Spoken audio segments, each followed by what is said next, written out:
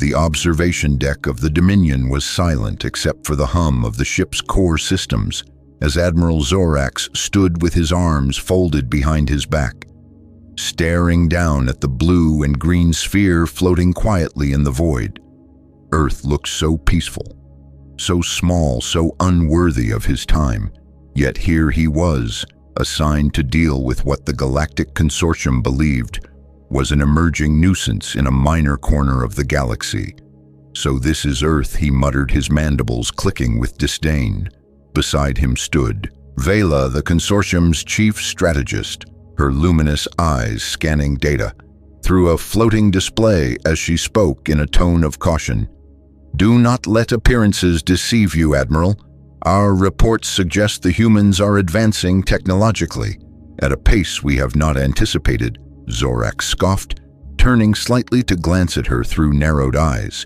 Technology these beings only achieved faster than light travel. 80 years ago, the Consortium has ruled the stars for millennia. What threat could they possibly pose? Vela's expression remained neutral as she replied quietly, "We have detected energy signatures from their lunar installations that defy current classification." Zorax waved off her concern with a flick of his clawed hand. Surely it was a trick, a bluff to unsettle the Council, perhaps even a ploy by the humans to elevate their standing among more primitive civilizations. He turned to Krell, the towering Drakari warrior who oversaw the ship's tactical scans. Krell reported minimal orbital defenses, antiquated satellites, and a few ships. Nothing that warranted real concern. No fleet, no armada. Nothing more than whispers and rumor about a prototype vessel with unknown capabilities. Zorax was satisfied.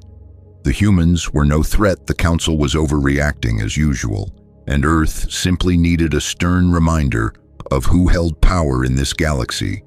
He ordered a message be sent to Earth demanding a doubling of resource tribute quotas and dismissing their recent protests, filed with the Galactic Council. Vela warned that such pressure might provoke resistance, but Zorax dismissed the thought. If they resisted, he would destroy one of their orbital stations, not a critical one, just enough to demonstrate how easily the Consortium could assert its will from their vantage point far above Earth. He could almost feel the smugness radiating from his crew. None of them truly believed Earth posed any danger. They were primitives, barely out of their planetary cradle, undeserving of the influence they had begun to demand across the galaxy. The arrogance ran deep, and Zorax was its personification. Earth was a rock to be harvested, a location to be occupied and exploited, nothing more in his eyes. Vela, however, could not shake a sense of unease. Something about the data, something about the silence around the moon facility made her pause, but she kept her thoughts to herself. For now, unwilling to challenge Zorax in front of the crew, as the message was sent to Earth's leaders, the bridge resumed its normal rhythm, calm and absolute in its confidence that the Consortium would once again assert dominance over a lesser race, far below on Earth in a subterranean facility beneath Geneva. The response to the message was less composed. The alien broadcast replayed on every screen in the central war room, where Director Elena Chen watched impassively as the image of Admiral Zorax flickered out around her. A half-dozen world leaders, military generals, and defense strategists waited for her response. "Well," she said calmly, "it seems the Consortium has made their position clear." General Marcus Singh slammed his fist lightly on the table. "They still think we're a colony. They can intimidate." Chen nodded. "Their arrogance works in our favor, because arrogance blinds them to our progress, our determination, and most importantly, our weapons." Her voice was quiet but full of steel. Around the table, everyone turned to look at Dr. Kavita Patel, head of the Prototype Development Program. She brought up a projection of the Phoenix, a sleek, dark vessel like nothing the world had ever seen. It was the culmination of decades of secret development, combining salvaged alien tech with human innovation. The ship was capable of quantum displacement shielding, that adapted in real time and a graviton-based weapon system with no known countermeasure. Its field tests had exceeded every benchmark. Dr. Patel reported that the ship's systems performed 327% above projection in some cases, with special emphasis on its defensive capabilities and the devastating potential of its main weapon. All eyes turned to the door as it opened and a woman entered her steps, quiet but purposeful. Commander Aria Hayes nodded once and stood by the display. "This is not just a ship," she said. "It is the embodiment of every lesson we've learned, every mistake we've survived, every ounce of fight that still exists in our species." Director Chen looked around the room again. "We have 24 hours to respond. They expect submission instead. We will show them who we are." There was a long silence, then slowly, one by one, the heads of state and military officers nodded. It was time. Earth had been pushed into a corner, for too long underestimated, ridiculed, coerced, and now threatened. But the Phoenix was ready, and so was humanity. The moment of reckoning had arrived, and Zorax would soon learn what it truly meant to face a species that had never stopped fighting to survive. Beneath the surface of Earth, in a highly secured underground command center, carved deep beneath the city of Geneva, the atmosphere was thick with tension and resolve as Director Elena Chen stood before the central table, surrounded by representatives from every major alliance on the planet. Military officials, scientists, engineers, and political leaders all gathered under one purpose: to decide Earth's response to the latest provocation from the Galactic Consortium. The alien transmission had played. Only moments earlier, the imposing figure of Admiral Zorax filling the screen. With his threats and demands, the message was clear. Earth was to submit or be punished. They were to double their tribute of resources or face a demonstration of consortium firepower. General Marcus Singh paced slowly, his expression unreadable, his posture rigid with years of discipline. The others waited for Chen to speak, all understanding that the decision she would announce could trigger the largest interstellar conflict in human history. But Chen's voice, when it finally came, was measured and calm. "Their arrogance will be their undoing," she said. "We do not bend and we do not break." Not anymore. Her eyes met those of Dr. Kavita Patel, who nodded once and brought up the holographic display of the Phoenix. The prototype ship glowed faintly in its rendered form, sleek and otherworldly, with an obsidian hull, shaped not for style but for efficiency and power. It had been the product of years of development, fueled by the scraps of alien technology left behind in previous skirmishes with the consortium, by human ingenuity and desperation, by a refusal to remain weak or voiceless. The Phoenix was unlike anything in known space, powered by a quantum displacement drive capable of vanishing from one place and reappearing in another without any detectable movement. It was equipped with adaptive shielding that reconfigured its defense patterns in real time, and a graviton lance, a weapon system that distorted gravitational fields to tear through even the strongest hulls and energy fields without leaving a trace. Dr. Patel stepped back and gestured toward the doors, which opened to reveal Commander Aria Hayes, dressed in her pilot suit, her hair pulled back. Her expression focused. Hayes had been chosen for her unparalleled neural compatibility with the ship, for her combat experience, and most of all for her unshakable resolve.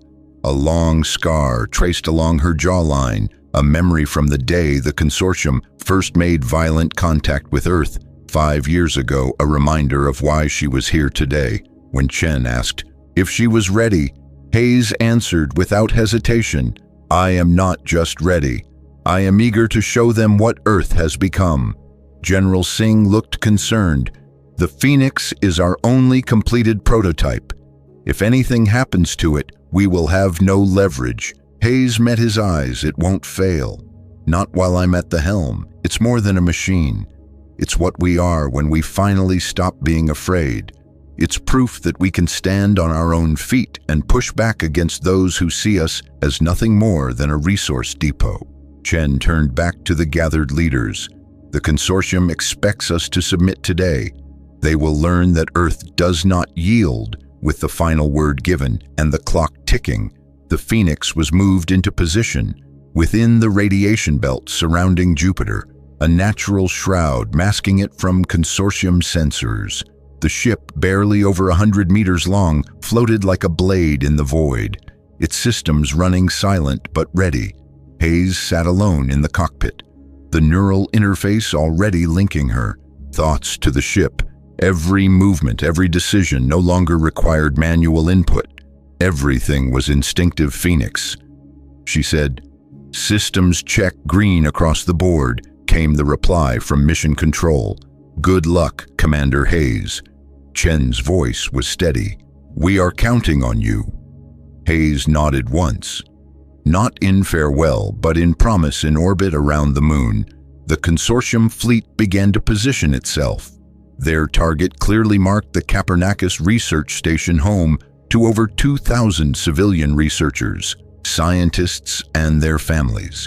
Admiral Zorax watched through the main viewport of the Dominion, confident and dismissive as ever. His fleet was unmatched, 20 ships, including 3 heavy cruisers, all armed already. Vela watched the sensor readings, her brow furrowed. Something felt off. Energy signatures were misaligned. Patterns she had never seen before were appearing on the periphery of their instruments. She reported the anomaly, but Zorax waved it off. Another trick. No doubt another attempt by Earth to appear stronger than they were. He gave the order to begin the bombardment, but before any weapon could be fired, the Phoenix appeared not through normal warp signatures or propulsion trails, but as if it had simply stepped into space right in front of the Dominion, its black hull reflecting no light, hovering motionless but undeniably present. It was not large, it was not intimidating by size, but its presence was undeniable. And then a voice filled every consortium communication channel, clear, steady, and unmistakably human. "Attention, Consortium Fleet. This is Commander Aria Hayes of the Earth Defense Forces. You are in violation of sovereign Earth space and are preparing to commit an act of war against civilians. Power down your weapons and withdraw immediately." Silence followed, shock, disbelief, then laughter from Zorax. He demanded an open channel, and with scorn in every word, he mocked the lone vessel and its pilot, informing her that for this insolence, they would now destroy 2 stations instead of 1. But Hayes was unmoved, and her voice came cold and unwavering. "No, Admiral, this is your final warning." Before Zorax could respond, the Phoenix moved impossible speed, incomprehensible precision. One moment, it hovered still. The next, it was beside a heavy cruiser, its graviton lance fired silently, and the massive warship simply ceased to be. No explosion, no debris, just dissolution at the molecular level. Panic spread through the consortium ranks. Weapons were fired, beams, plasma particle, blasts, everything aimed at the small vessel, but none made contact. The Phoenix danced through the fire, a ghost, a shadow, a force of nature in the void on Earth. In the command center, no one spoke. They simply watched as the impossible unfolded. A single ship holding the line against an empire, and not just holding, but turning the tide. What followed would change the fate of the galaxy forever, but at that moment it was simple. Earth had drawn a line, and humanity had finally stepped into its own power. Phoenix hovered in absolute silence, hidden in the radiation belt of Jupiter, its black hull absorbing every trace of light as if it were part of the void itself. Inside the cockpit, Commander Aria Hayes sat perfectly still, her breath slow, her fingers resting lightly against the armrests, not for control, but for grounding.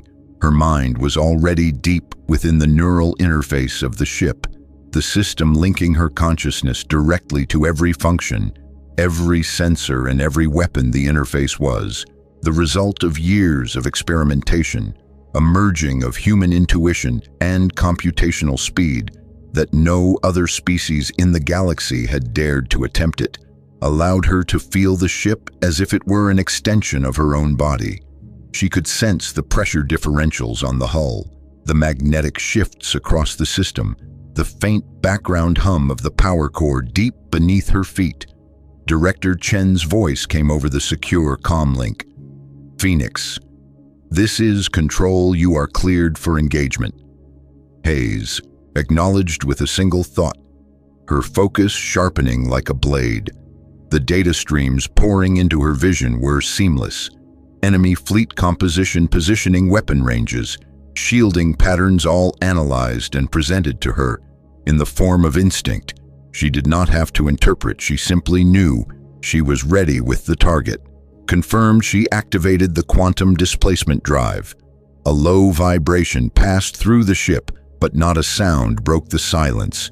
It did not accelerate in the conventional sense. Instead, the Phoenix simply vanished from its location near Jupiter and reappeared just outside lunar orbit. Its re-entry into normal space sent a ripple through the fabric of the void, like a stone dropped in still water. Hayes could see the consortium fleet clearly now. 20 warships in a perfect pincer formation, their positions optimized for orbital bombardment. She felt a wave of cold anger as she spotted the Copernicus research station. In their crosshairs, 2,000 civilians, men, women, and children, all marked as expendable by an empire that had ruled through fear for millennia. No more Phoenix reporting in visual on the enemy fleet. No detection as of yet. Chen's voice came through clear and steady. "You are cleared to engage."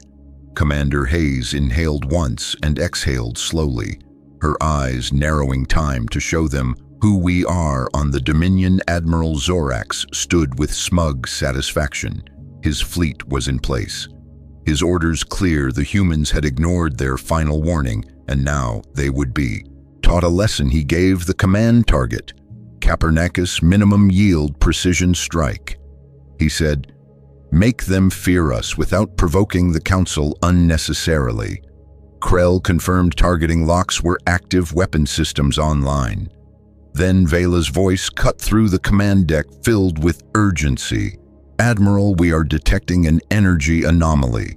Her fingers flew across her console. "It's not like anything I've seen before. It's everywhere and nowhere at once." Before Zorax could dismiss her, a ship appeared, directly in front of the Dominion. The suddenness of it was jarring even for a battle-hardened crew. It filled the viewport, a black spear of a vessel, with no visible insignia, no propulsion signature, and no warning.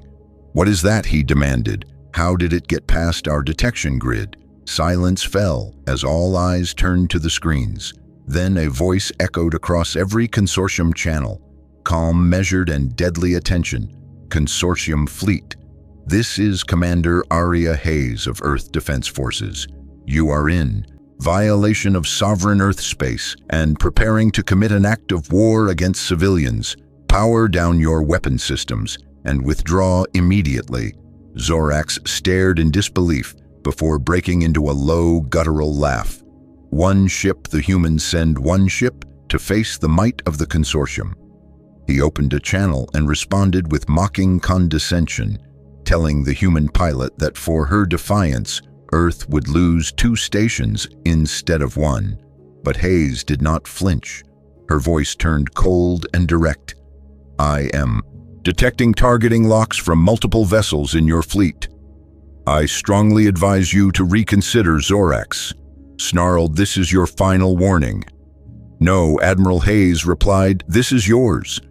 The channel closed and Zorax turned to Krell. "Destroy that insect with pleasure." The particle cannon on the Dominion fired a beam of immense energy, but the shot bent around the Phoenix, harmlessly continuing into space as if deflected by an unseen force. "Impossible." Krell whispered, "All ships open fire." Zorax screamed, his composure breaking. 20 ships fired in unison, a barrage of death, lighting up space around the Phoenix. For a moment, it vanished in the storm of energy, but when the light cleared, the Phoenix was still there, untouched, unharmed. And then it moved with a fluidity that defied logic. It vanished and reappeared beside a heavy cruiser. A pulse of energy lanced out. The enemy shields collapsed instantly. A second pulse and the ship disintegrated entirely. No explosion, no wreckage, just vapor. The bridge of the Dominion was dead silent. Vela whispered, "What have the humans created?" Zorax said nothing, his mind struggling to process. The impossible. More orders came, frantically surround it. Concentrate fire, disable its engines, but nothing worked. The Phoenix moved through them like a ghost, a predator among prey one by one. Consortium warships were crippled or destroyed, their targeting systems rendered useless against a ship that refused to play by the rules of physics. Inside the Phoenix, Hayes remained calm. Data streamed into her mind, her awareness expanding across the battlefield. She knew where every enemy ship was. She knew what they would do before they did it. Phoenix to control Phase 1 complete. Requesting permission for Phase 2. Granted. Commander, show them the full capability of the Phoenix. Understood. Initiating graviton cascade sequence. The ship ceased its evasive maneuvers and hovered motionless as if daring them to fire again. Then reality around it began to ripple the gravitational field.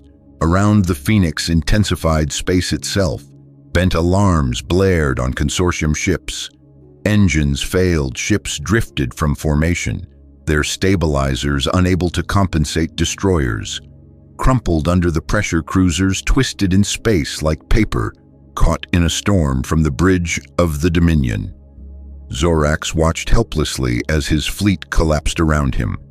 Retreat, he screamed, emergency jump to fallback coordinates, but the gravitational cascade had disrupted their FTL drives. They were trapped. They had walked into a battlefield expecting a slaughter, and instead found a reckoning. The Phoenix had become not just a weapon, but a symbol, a message from Earth to the galaxy. We will no longer be ruled. We will no longer be dismissed. We are here and we are ready. As the last remnants of the consortium fleet disintegrated into the silence of space, the Phoenix floated alone amidst the debris field, where once 20 of the most powerful warships in the galaxy had held formation.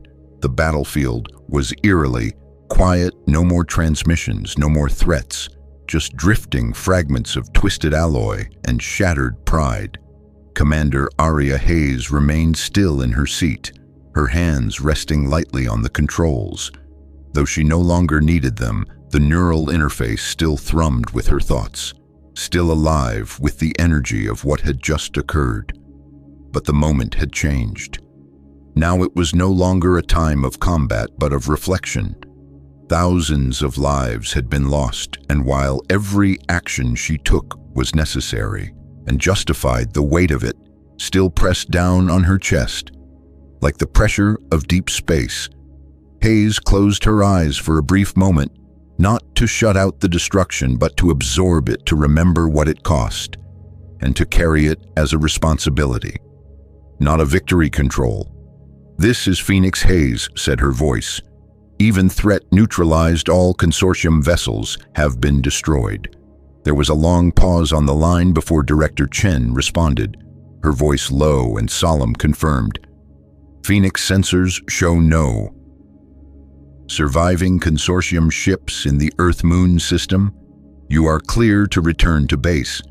Hayes guided the Phoenix away from the field of wreckage, setting a course for the hidden hangar beneath the lunar surface.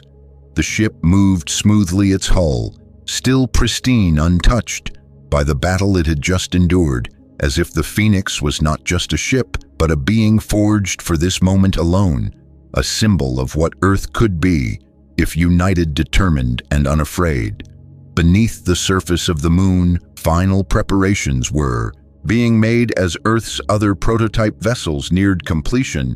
The Phoenix was never meant to stand alone, and now it would not have to. Within 6 months, Earth would have a dozen vessels equipped with similar capabilities, each one representing a new chapter in human evolution, From subjugation to sovereignty, from obscurity to power across the galaxy, the news spread faster than light. The once unshakable image of the Galactic Consortium was shattered by a single vessel piloted by a species that had been mocked and marginalized for generations. On Nexus Prime, in the council chamber of 1,000 worlds, representatives from across the stars gathered in an emergency session. The chamber was a storm of voices, disbelief, fury, and hidden joy.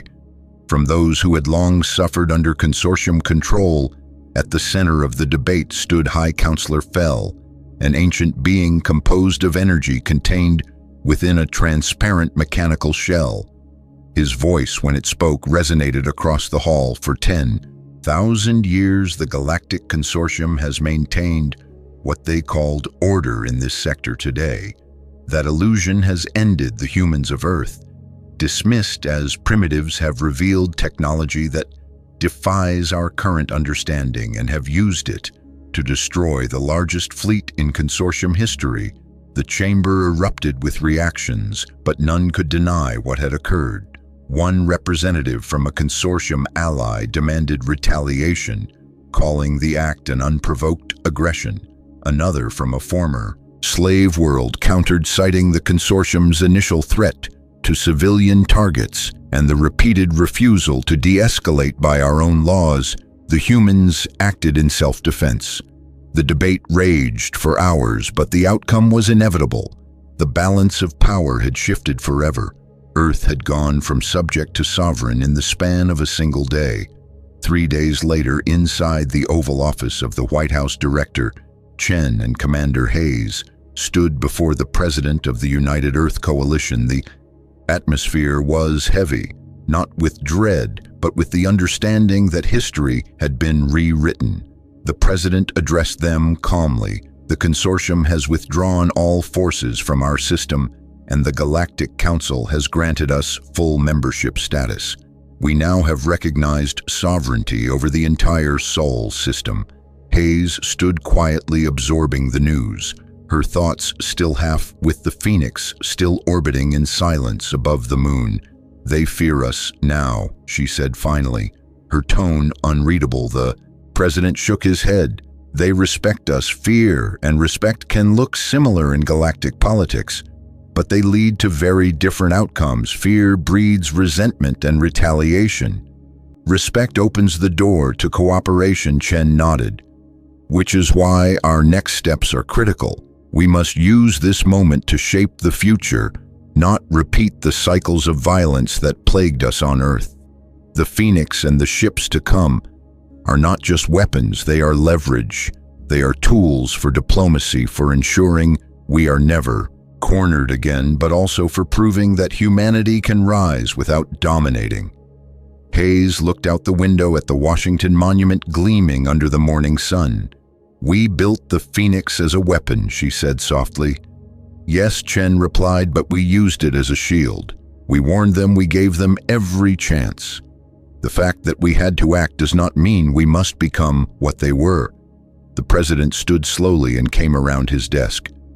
"Both of you have served humanity with courage and integrity.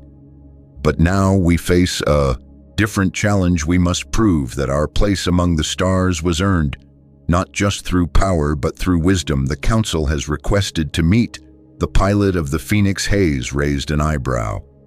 "Surprised me. Why?" "Because you are the face of this moment," Chen said calmly. "Not because of what you destroyed, but because you understand what that destruction means." Hayes hesitated. "I just flew the ship. It was the work of thousands that made it possible." "Exactly," the President said, "and that is what they must see, that our strength comes from unity, from collective effort, not from conquest." Hayes and Chen left the office and stepped into the rose garden, sunlight warming their faces as they looked up into the sky above them. Barely visible among the stars was a line of glimmering lights. Council observation vessels watching. "Learning, reassessing, everything has changed," Hayes said quietly. "Yes," Chen agreed. "And now we must decide what kind of species we want to become." Hayes nodded. Humanity had been underestimated, and that mistake had cost the consortium everything. But now the challenge was not in fighting but in leading, and doing so without losing what made them human.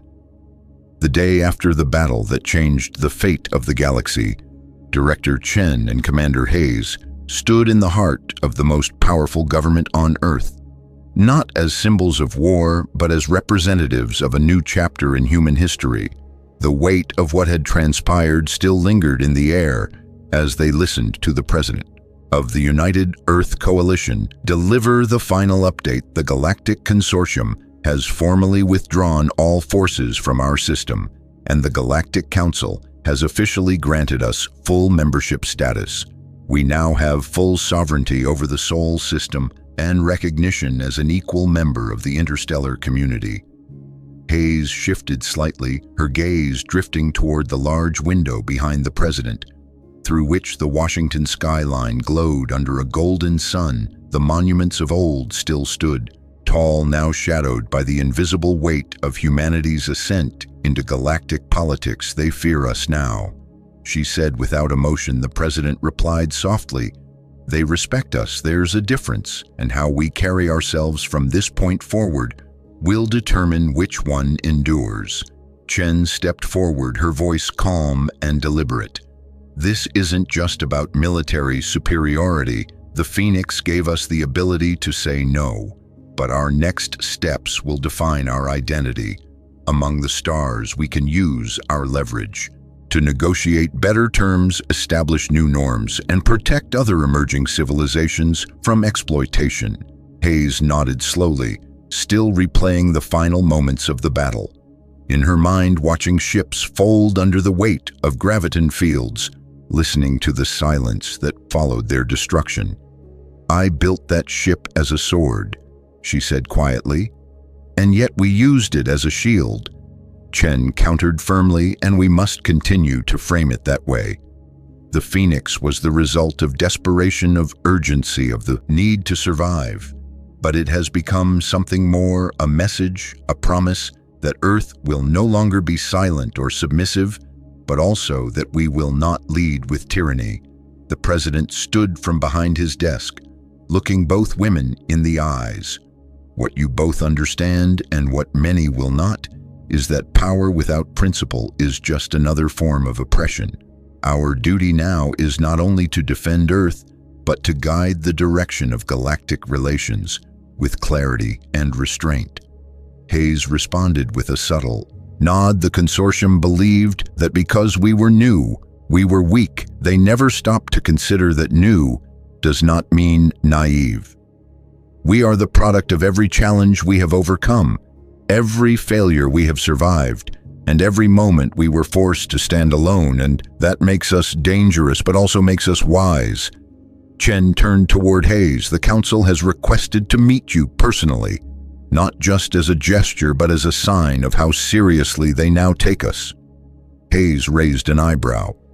Surprised? Why me? I was just the pilot because you carry the truth. She said, you represent the reality that this was not an act of a single warrior, but of an entire species rising together. Scientists, engineers, diplomats, soldiers, dreamers, builders. It took all of us to build the Phoenix, and it will take all of us to lead Earth forward. That is what the Council must see. The President added, because in every conflict that has shaped this galaxy, the root has always been the same: one group, believing it is more entitled, more advanced, more deserving, and using that belief to justify dominance. If we start from respect, if we lead with honesty and shared purpose, we can avoid repeating those mistakes. Hayes looked down briefly, her thoughts drifting to the debris field that once held an Armada and now held only silence and history. Do you think they'll accept us? She asked. I think they already have, Chen replied, but acceptance is only the beginning. Trust must be earned. The President joined them at the window, pointing to the sky above. A new constellation of observation vessels remains in orbit, watching quietly. Taking note, they came to confirm the reports, but they stayed. because they realized the old ways no longer hold. Humanity is the variable they did not anticipate. Hayes breathed in the morning air, letting the gravity of the moment settle within her. We have ships being built, underground weapons that could level planets if misused, eyes from every major power watching our next steps. How do we lead without becoming what we feared? The answer came softly from Chen. We remember who we are. We remember the wars we fought on our own soil, not to conquer but to unify, to protect, to survive. We hold on to that identity, and we never let fear dictate our future. Hayes turned away from the window. The Phoenix was more than a machine. It was everything they had dared to believe in, forged through sacrifice and held together by vision and trust. Now it rested hidden but ready should it ever be needed again, and she knew others would soon join it.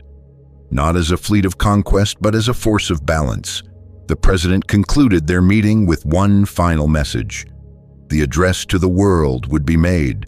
The following day, an announcement of Earth's new place among the stars, and 2 days after that the Galactic Council would arrive to begin formal diplomatic relations with Earth, and among their first requests was to meet the pilot of the Phoenix. Hayes smiled faintly, not for glory, not for recognition, but for what it meant. It meant they were finally being heard, not as subjects, not as threats, but as equals. Everything had changed, not just for Earth, but for every world that had ever been told to stay in its place. Now they had a new example to follow and a new ally to turn to. The road ahead would not be easy, but it would be theirs to walk together. For the first time in history, humanity was not reacting to the galaxy. It was shaping it, and that was only the beginning. The Galactic Council's arrival was marked not by pomp or ceremony, but by a quiet tension that hung over every corridor of the lunar base. Their observation vessels had been stationed in high orbit for days, watching, studying, calculating, and now their representatives would step foot on Earth soil for the first time in history to meet with the very people who had changed the course of interstellar power dynamics. The Phoenix rested in its hangar, bathed in soft blue light, its sleek obsidian hull unmarred by battle, its systems dormant, but waiting as if listening. Commander Aria Hayes stood beside the ship in silence, dressed in a simple uniform without medals or insignia, her expression calm but alert. She had not asked to be the face of anything. Not a movement, not a war, not a future, but circumstances had thrust that upon her, and she accepted it with the same steady resolve she had carried into battle. Director Chen approached her with a small nod. "The council delegates are ready to meet with you." Hayes returned the nod and followed without a word as they made their way through the corridors. Hayes could hear the faint hum of the facility around them, the murmur of technicians, the quiet tension of guards standing at full alert. But it was the silence that spoke loudest, the kind of silence that came after a storm, the kind that hinted the world was waiting to see what would come next. Inside the briefing room, the delegates waited, representatives from a dozen species, each bearing the unique appearance and presence of their homeworlds. There were beings of energy encased in translucent exoskeletons, others of stone and crystal whose movements rumbled like tectonic shifts, and others still with eyes that saw into spectrums Hayes could not fathom. They had all come for one reason: to understand what humanity had become. High Counselor Fell, the elder energy being who had spoken so clearly during the emergency session, now turned toward her Commander Hayes. "Thank you for meeting with us on behalf of the Galactic Council. I offer our recognition of Earth's new status and our gratitude for your willingness to speak with us." Hayes nodded slightly. "I appreciate the invitation and speak not only for myself, but for those who built the Phoenix and for all who made the impossible possible." Fell inclined his shimmering form and asked the question that lingered in every mind in that room. How did your species develop such technology in so short a time? How did a world once dismissed as primitive challenge the balance of power? With a single ship, Hayes considered her words carefully. We learned the hard way. For centuries we fought among ourselves. We nearly destroyed our planet more than once. But in those moments of crisis, we discovered something: we could endure, we could adapt, and when the time came, we could unite. The Phoenix is not just a weapon, it is the sum of our mistakes, our hopes, and our refusal to be powerless again. Fell responded with thoughtful silence. Another delegate, a tall insectoid being with iridescent wings, spoke next. Many species have endured struggle. What makes humanity different? Hayes looked around the room and answered honestly, desperation and imagination. We had nothing left to lose and everything to prove. So we looked at technology not as a tool to maintain control, but as a way to reclaim our voice. We didn't build the Phoenix to dominate. We built it so no one could ever silence us. Again, another delegate, one from a species that had lived under consortium oversight for centuries, leaned forward. If that is true, then what comes next? Your ship has already changed everything. Your fleet will change even more. What will Earth do now, eh? Hayes met their gaze firmly. We will protect ourselves, and we will protect those who cannot protect themselves. But we are not here to become the next consortium. If we lead, we will lead with caution. If we speak, it will be with reason, not threats. Fell's light pulsed slightly as he spoke again. There are many who fear what humanity might become now that you have such power. Do you not fear what it might do to you? Hayes thought for a moment. I fear forgetting why we built it. More than anything, the Phoenix was born from necessity, not ambition. If we ever stop remembering the cost, then we risk becoming the very thing we fought against. Chen stepped forward, then speaking not just as an official, but as a voice of humanity. Earth stands ready to participate in the galactic community, not as a power to be feared, but as a partner to be respected. And if our presence disrupts old systems, then perhaps those systems needed to change. Another delegate nodded slowly. Our worlds have lived under the consortium for so long, we forgot what freedom looked like. You reminded us that change is possible. The room quieted again, not in discomfort, but in a shared realization. A single ship had forced a galaxy to re-examine its assumptions, and a single voice had spoken with enough conviction to make them listen. As the meeting concluded and the council delegates filed out slowly, Hayes remained behind, looking once more at the Phoenix through the observation window. Its hull gleamed under the hangar lights, as if it too was listening, waiting, preparing. She knew the journey ahead would not be simple. There would be resistance, fear, suspicion, and more than a few who hoped to see Earth stumble. But she also knew that the hardest battles were not fought in space, but in the decisions made afterward, in the choices that defined legacy and intent. As she stood there, Chen joined her quietly. The council is cautious, but they're listening. Hayes nodded. Then let them keep listening, because we've only just begun. The galaxy would remember the day Earth stepped forward.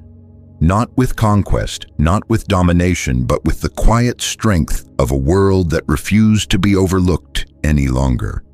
As the dust settled and the galaxy slowly adjusted to the shock of the consortium's defeat, Earth found itself standing at the edge of an entirely new era. No longer was humanity forgotten voice in council meetings or the afterthought in interstellar negotiations. They were now the center of every major discussion, every strategic calculation, and every whispered alliance talk. The Phoenix had not just destroyed ships, it had destroyed the illusion that age equaled authority, and that history alone justified power. From the highest stations of Nexus Prime to the deepest colonies on the Rim, the message was clear.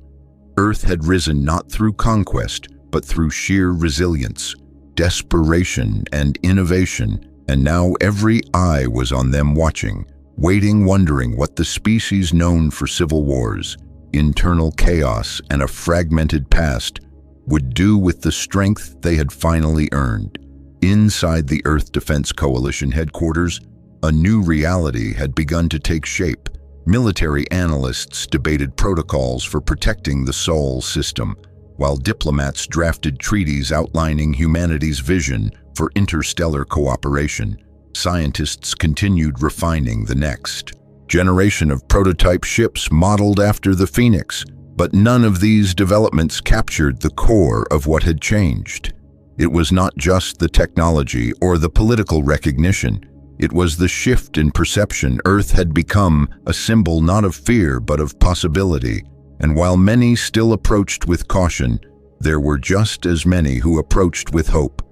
For the first time in generations, oppressed civilizations dared to imagine that the balance of power could be rewritten, that perhaps freedom was not just a word used by powerful empires, but something achievable through courage and unity. It was a strange experience for Hayes, walking through corridors now filled with foreign envoys, reporters, technicians, and engineers, all wanting something: her time, her insight, her presence. She was no longer just a pilot or even a commander. She was now seen as the embodiment of the moment humanity refused to kneel.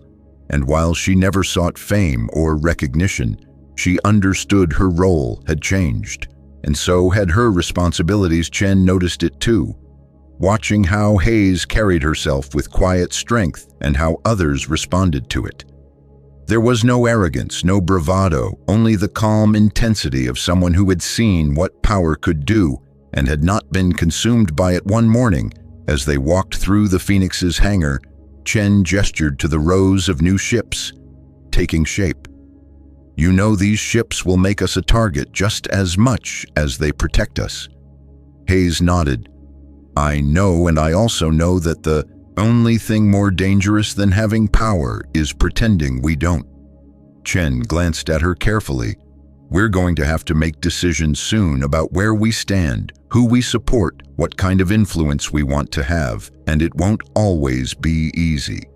Hayes stopped and looked up at the Phoenix, its dark hull smooth and silent, the ship that had rewritten fate.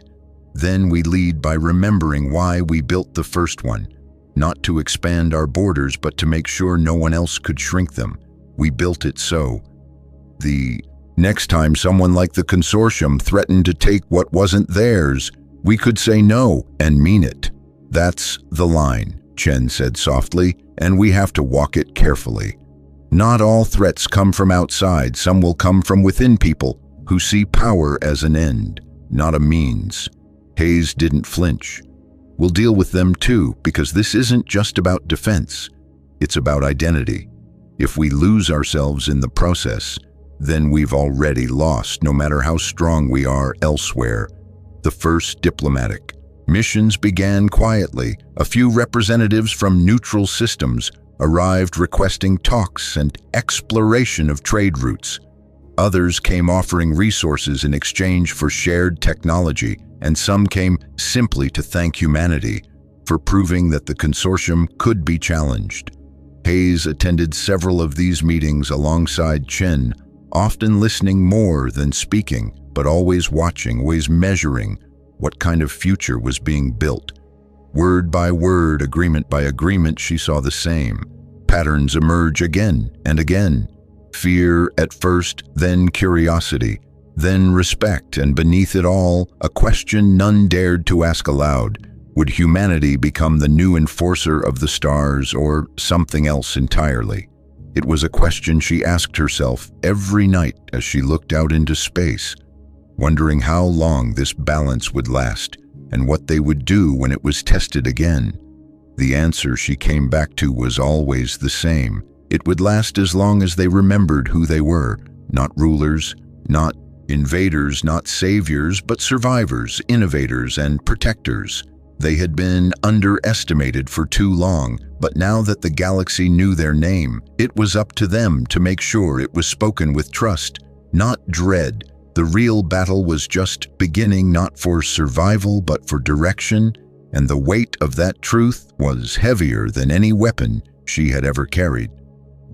Standing once again in the hangar where the Phoenix rested silent and still beneath the lunar surface, Commander Hayes stared at the ship that had changed everything, not just for Earth, but for the entire galaxy around her. Engineers moved quietly, attending to the next generation of vessels being constructed nearby, but her mind was elsewhere, pulled back to the moment the first graviton pulse had fired and the first consortium cruiser had dissolved in silence. Back then, it had been survival, a desperate stand against overwhelming power. Now it was legacy, the question that lingered over every diplomatic meeting and internal briefing was no longer what Earth could do, but what it would choose to do. The difference was subtle but critical. Chen joined her without a word. Both women stood still, watching the lights of the hangar reflect off the dark surface of the ship. It still looked alien, almost mythic, as if it belonged more to legend than reality. Chen spoke first, her voice quiet but firm. Every time we sit down with the Council, every time we enter a negotiation room, they bring up the Phoenix not as a threat, but as a reminder that humanity has arrived. Hayes responded softly. And what do we say? We say that we didn't build the Phoenix to rule the stars. We built it because we were tired of being ruled. We built it because no one was coming to save us, and because we couldn't accept that might made right anymore.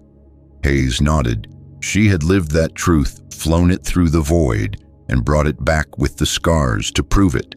The Council's acceptance of Earth's sovereignty had been historic, but it was not universal. There were factions that saw humanity as disruptors, that believed the balance of power should not have been disturbed, and that the destruction of the consortium fleet had opened a dangerous precedent in private meetings. Some had even asked if the Phoenix's capabilities would be shared as a deterrent or offered as a weapon. Earth had refused. Each time diplomacy was the new weapon and influence, the new battleground. Chen reminded her, there are still voices on Earth pushing for a more aggressive stance. They say we should lead from strength, that now is the time to assert ourselves.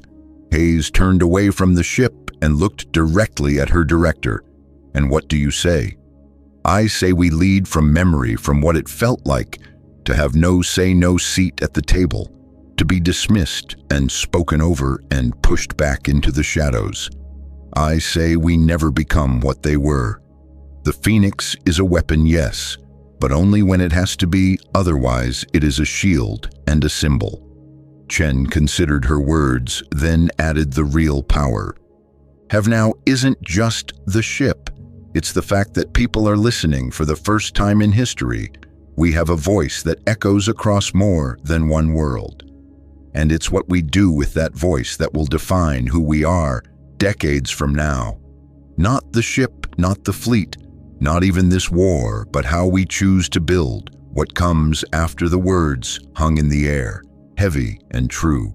Hayes walked toward the ship, placing one hand gently against the smooth hull, her thoughts drifting to those who would come next, the new generation of pilots, engineers, leaders who would grow up in a world where Earth was not isolated or subordinate, but respected, maybe even admired. She had no illusions about the road ahead.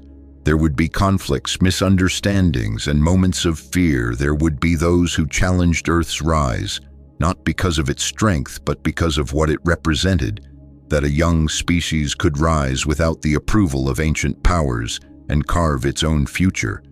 But she also believed something else, that what made humanity dangerous was not its weapons or its technology, but its refusal to give up its ability to adapt, and above all, its capacity to care even in the face of annihilation. We've always been underestimated, she said softly, and maybe that's what saved us. We learned how to survive not by overpowering others, but by outlasting, by evolving, by refusing to disappear.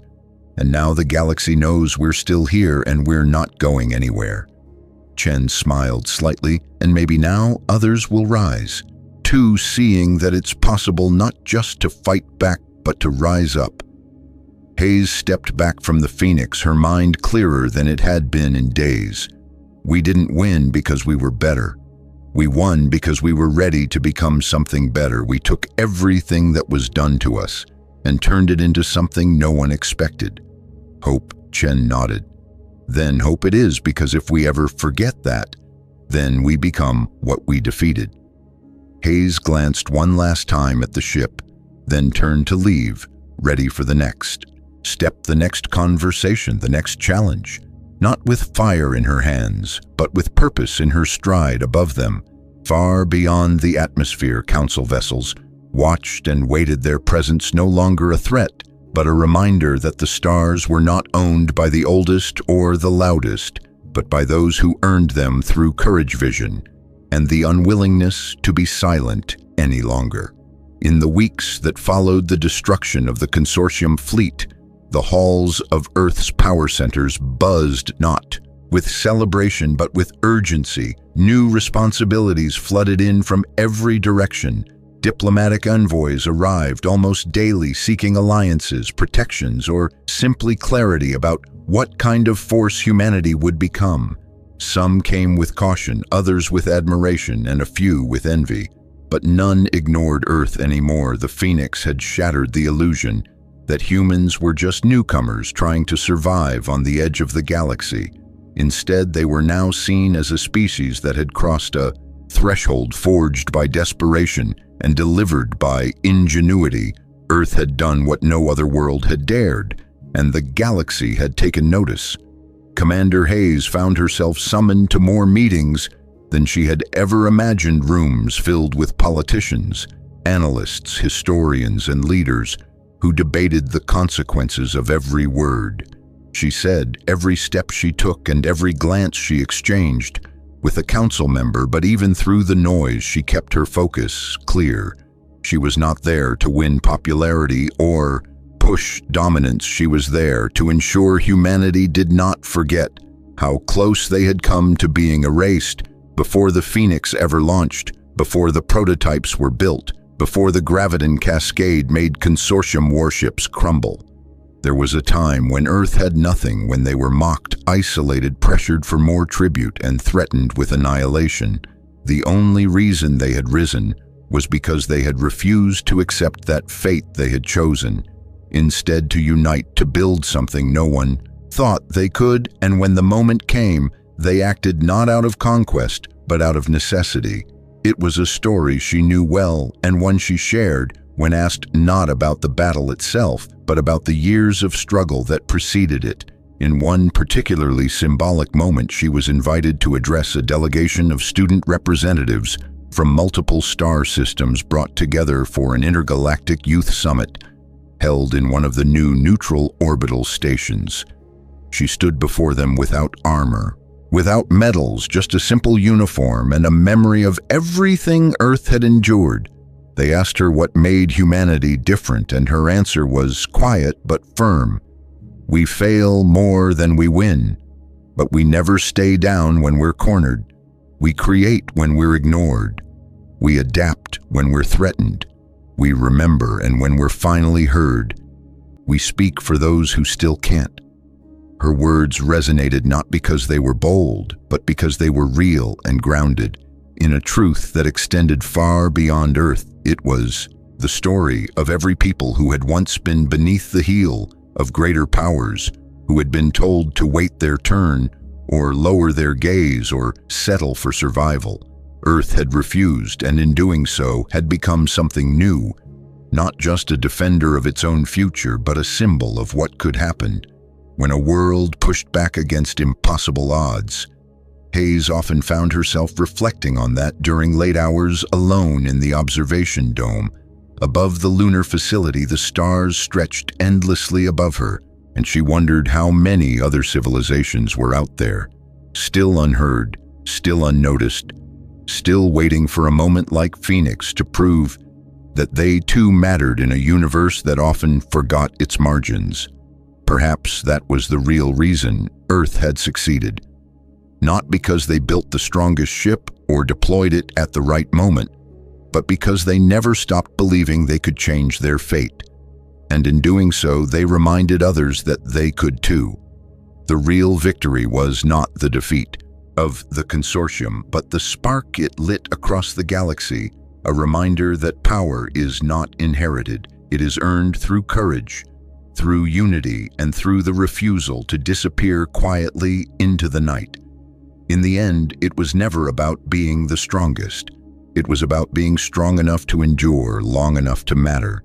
And now, as Earth stood at the beginning of a new era, one lesson remained clear and deeply relevant, not just to humans, but to every being in every corner of the stars. When you are underestimated, you are given a gift, a chance to grow.